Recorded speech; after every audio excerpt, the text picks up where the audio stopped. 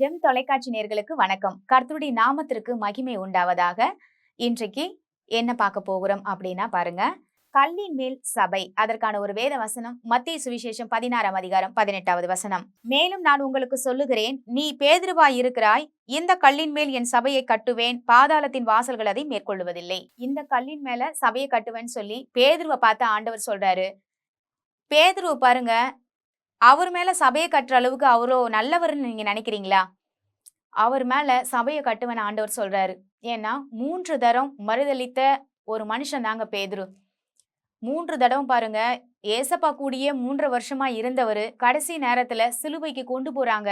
அந்த இடத்துல அவரை ராத்திரி வேளையில பாருங்க, அங்க ஆலோசனை சங்கத்துக்கு தள்ளப்படுறாங்க. அந்த ராத்திரியில ஆண்டவரை பாருங்க, அங்க கஷ்டப்படுத்த கூட்டிட்டு போற நேரத்துல, அவரை கொடுமைப்படுத்துற நேரத்துல, இந்த நேரத்துல யாராவது மறுதலிப்பேன் அப்படின்னு சொன்னா அப்படிப்பட்ட ஆளை கூட வச்சுக்குவோமா?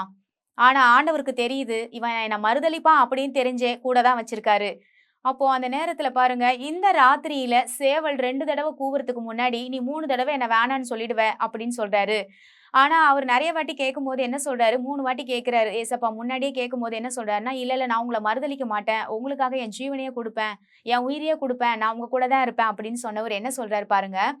பிரச்சனைன்னு வந்த உடனே பாருங்க, கூட இருக்கவங்க எல்லாம் ஓடி போயிடுறாங்க. இன்னைக்கு பிரச்சனைன்னு வந்தா உங்க கூடயும் என் கூடயும் இருக்கிறவங்களும் அப்படிதானங்க இருக்காங்க. பிரச்சனைன்னு வந்தாவே ஓடி போயிடலாமா?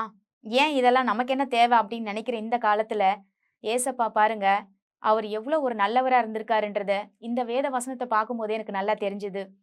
கர்த்தர் நல்லவர், அவரை ருசித்து பாருங்கள் அப்படின்னு சொன்னாரு. அப்போ கர்த்தர்னா வேற, இயேசு வேற இல்லைங்க. கர்த்தராகி இயேசுவே அப்படின்னு தானே வருது. அவர் திருத்துவத்தின் தேவன். 3 விதமா பிரிந்து செயல்பட்டாலும் ஒரே தேவன் அவர். அதனால ஏசப்பா பாருங்க, இந்த இடத்துல எவ்வளவு ஒரு நல்ல ஒரு கடவுள் அப்படின்றதுக்கு ஒரு உதாரணமான ஒரு விஷயம் என்னன்னா, அவர் அந்த இடத்துல தன்னை காட்டி கொடுக்க போறான்னு தெரிஞ்ச யூதாசையும் கூட வச்சிருந்தாரு. தன்னை மறுதலிக்க போற தெரிஞ்ச பாருங்க பேதுருவையும் கூட தான் வச்சிருந்தாரு. ஆனா இந்த இடத்துல ஒரு விஷயம் என்ன நடக்குது அப்படின்னா, பேதுரு பாருங்க மனம் கசந்து அழுகுறான். முன்னாடியே சொல்லிடுறாரு, நீ என்னை மறுதலிப்ப, 2 தடவை இந்த ராத்திரியில சேவல் கூவுறதுக்கு முன்னாடி 3 தடவை நீ வந்து என்னை அவாய்ட் பண்ணிடுவ. இவர் யாருன்னு எனக்கு தெரியாது, இவரை நான் பார்த்ததே கிடையாது, இவருக்கு எனக்கு எந்த சம்மந்தமும் இல்லை அப்படின்னு நீ சொல்லுவேன்னு சொல்லிடுறாரு. உடனே பேதுரு இல்ல நான் அப்படிலாம் இருக்க மாட்டேன்னு சொன்னவரு அந்த இடத்துல பாருங்க, அதே மாதிரி கூட இருக்கவங்க கேட்குறாங்க, நீ இயேசுவோட இருந்த, இயேசு மாதிரியே வந்து நீ இயேசு கூடயே தானே சுத்திட்டு இருந்த அப்படின்னு சொல்லி அவங்க கேட்கும்போது அவங்க என்ன சொல்ற போது பாருங்க, இந்த இடத்துல இல்ல நான் அப்படிலாம் இல்லைன்னு சொல்லிட்டு 2ஆம் தடவை சேவல் கூவுறதுக்கு முன்னாடி அவர் 3 வாட்டி மறுதலிச்சிடுறாரு. மறுதலிச்ச உடனே தான் ஞாபகம் வருது, நினைவு கூர்ந்து மனம் கசந்து அழுதானா பாருங்க பேதுரு. மனம் திரும்பின பேதுருவுக்கு தாங்க அந்த கல்லின் மேல சபையை கட்டுவேன்னு சொன்னாரு. யூதாஸ் காரியத்தை பாருங்க, மனம் திரும்பவே இல்லை. அவரு தான் செய்த தவற உணரவே இல்லை. காட்டி கொடுத்தாரு இல்லைங்களா? காசுக்காக காட்டி கொடுக்கிற உலகத்துல தானங்க இருக்கோம். காசுக்காக காட்டி கொடுத்த இயேசு பாருங்க, மறுபடியும் ஒருவேளை அவர் வந்து யூதாஸ் காரியத்தை என்ன பண்ணிருக்கணும், என்னை மன்னிச்சிருங்க அப்படின்னா அவரையும் கூட மன்னிச்சிருப்பாரு. அவர் அன்புள்ள தேவன் தான். ஆனா அந்த இடத்துல பாருங்க, யூதாசு காட்டி கொடுத்த அப்புறமா அந்த லிஸ்ட்ல வரவே இல்லை. அவர் போய் தூக்கு போட்டுட்டு செத்தாருன்னு தான் பாக்குறோம்.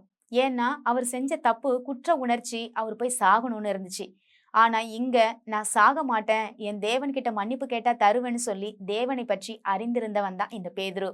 அதனால்தான் பாருங்க, மறுதலிச்ச ஒரு மனுஷனை வச்சு இன்னைக்கு இந்த இந்த உலகத்துல நிறைய இடங்கள்ல நடக்க காரணம் என்ன அப்படின்னா, முதல்ல பிரசங்கிக்கப்பட்ட பாருங்க, இயேசு உயிர்த்தெழுந்த உடனே சீஷர்கள் நிரப்பப்பட்டு 120 பேர் நிரப்பப்பட்டு முதல் பிரசங்கியார் யார் அப்படின்னா பேதுரு எழுந்து நின்னு பிரசங்கிக்கிறாரு. எப்படி பிரசங்கிக்கிறாரு பாருங்க. ஏன்னா அவருக்கு அதிர்ச்சி ஆயிடுச்சு. என்னன்னா, நம்ம வேணான்னு மறுதலிச்சும் ஆண்டவர் இந்த ஊழியத்தை கொடுத்தாரே, இந்த ஊழியத்தை நான் பொறுப்பா செய்வேன், என் ஆண்டவருக்கு இல்லாத என்னுடைய வாழ்க்கையை வேற யாருக்கு கொடுக்க முடியும்னு சொல்லி அவர் எழுந்து நின்று பிரசங்கித்தாருன்னு சொல்லி நம்ம அப்போஸ்தலர் நடவடிக்கையில பாக்குறோம். அப்போ பாருங்க, இங்க நம்ம என்ன பாக்குறோம் அப்படின்னா, இந்த கல்லின் மேல் சபையை கட்டுவேன்ற தலைப்புல பார்த்தோம். கல்லுன்றது யாருன்னா இயேசு கிறிஸ்து தாங்க. சபைக்கெல்லாம் மூளைக்கு தலைக்கல்லா இருக்கிறாரு. அவர் மேல நம்ம நம்பிக்கை வைக்கும்போது அஸ்திபாரம் பாருங்க, இன்னைக்கு யார் மேல வச்சிருக்கோம்னா மனுஷங்க மேல வைக்க கூடாது. நீங்க ஆண்டவர் மேல வச்சு பாருங்க, நிச்சயமாகவே ஆண்டவர் உங்களை நடத்துற விதமே வேற விதமா தான் இருக்கும். ஏன்னா பேதுருடைய வாழ்க்கையில மறுதலிச்சவனுக்கே அவ்வளவு செய்தாருன்னா, நம்ம மறுதலிக்காம இயேசு என் வாழ்க்கையில வேணும்னு சொல்லி பிடிச்சுக்கிட்டு இருக்க நமக்கு ஏன் நமக்கு செய்ய மாட்டாரு? ஏன் உங்க தன்னம்பிக்கை விட்டு இருக்கீங்க? ஏன் உங்க வாழ்க்கையில ஆண்டவர் செய்ய மாட்டார்ன்னு சொல்லி நீங்க அதை குறித்து கவலைப்பட்டுட்டு இருக்கீங்க? கால தாமதமானாலும் நான் அதை செய்யாம இருக்க மாட்டேன்னு சொல்லி அவர் வாக்குத்தத்தத்தை கொடுத்திருக்கார். நிச்சயமாகவே முடிவுண்டு, உன் நம்பிக்கை வீண் போகாதுன்னு சொல்லியிருக்கார். நிச்சயமாக அவர் செய்வார். வாங்க ஜெபிக்கலாம். எங்கள் அன்பும் இரக்கமும் நிறைந்த நல்ல தகப்பனே, நாங்கள் உம்மண்டில் வருகிற சுவாமி. பேதுரு ஆண்டவரே, உம்மை மறுதலித்த மனிதனுக்கு ஆண்டவரே நீங்க கொடுத்தீங்க ஒரு வாக்குத்தத்தத்தை. இந்த கல்லின் மேல் இவனை வச்சுதான் நான் சபையை ஏற்படுத்துவேன் இந்த பூமியில. என்னை யார் மறுதலிச்சாங்களோ அவங்கள நான் கூப்பிட்டு மறுதலிக்காத நான் அவங்கள நடத்துவேன்னு சொல்லி பவுல ஆண்டவரை நாங்க பார்க்கும்போதும் உங்களை மறுதலிச்சு உங்க சபையை இடிச்ச ஒரு மனுஷனை தான் இன்னைக்கு புதிய ஏற்பாட்டு ஆண்டவரே 70% எழுதி வச்ச மனுஷனா இருக்கான். அப்படி அவர் எழுதி வச்ச இந்த புதிய ஏற்பாட்டை ஆண்டவரை நாங்க வாசிக்கும் பொழுது, ஆண்டவரே ஒரு மனுஷன் உங்களை வேணான்னு சொன்னவங்க இந்த அளவுக்கு எடுத்து நீங்க பயன்படுத்துறீங்க. ஆனா பேதுருவோட வாழ்க்கையில பார்க்கும்போது உங்களை வேணான்னு சொல்லி நீங்க யாருன்னே எனக்கு தெரியாதுன்னு சொல்லி மறுதலிச்சு வர வச்சுதான் மனம் திரும்பும் பொழுது நீங்க அப்படியே மன்னிக்கிற தேவனா இருக்கீங்க. ஒரே ஒரு காரியம் தான் நாங்க செய்ய வேண்டியது. மனம் திரும்பணும். நாங்க செய்த தவறுகளை ஒப்புக்கொண்டு, ஆண்டவரே எங்கள நீங்க ரட்சிக்க உதவி செய்யுங்க. எனக்கு நீங்க வேணும்னு சொல்லும் பொழுது, அப்படியே நீங்க மனதுருகிற தேவனா இருக்கீங்கப்பா. உங்க அன்பு விளங்கட்டும். பார்க்கிற ஜனங்கள் ரட்சிப்பு உண்டாகட்டும். இன்றைக்கு ஆண்டவரே ஒவ்வொரு பிள்ளைகளையும் நீங்க சபையை ஆண்டவரை கட்ட பயன்படுத்துங்க. உதவி செய்யுங்க. உங்கள மறுதலிக்கிற ஜனங்கள் உங்களை ஏற்றுக்கொள்ள உதவி செய்யும்படியாக நாங்கள் வேண்டிக் கொள்ளுகிறோம். ஜீவனுள்ள நல்ல தகப்பனே, ஆமேன். கர்த்தர் நம் அனைவரையும் ஆசீர்வதிப்பாராக. God bless you.